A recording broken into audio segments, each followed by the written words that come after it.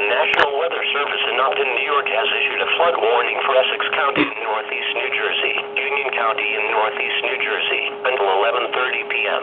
At 8:33 p.m., the Rahway River continued to rise. As of 8:35 p.m., the stage at Springfield was 6.63 feet. Flood stage is 5.5 feet. Further increases in river levels are possible as runoff continues.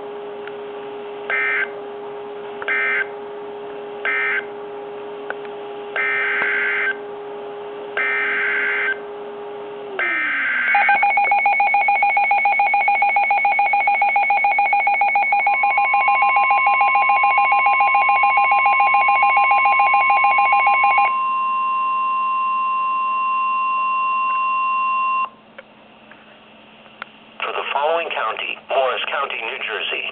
The National Weather Service in Mount Holly, New Jersey has issued a flood warning for small streams in northeastern Morris County in northern New Jersey until 4:30 a.m. Thursday at 8:26 p.m. The east ditch at Beaverbrook Road was above flood stage and is expected to continue to slowly rise overnight. A flood warning means that flooding is imminent or has been reported.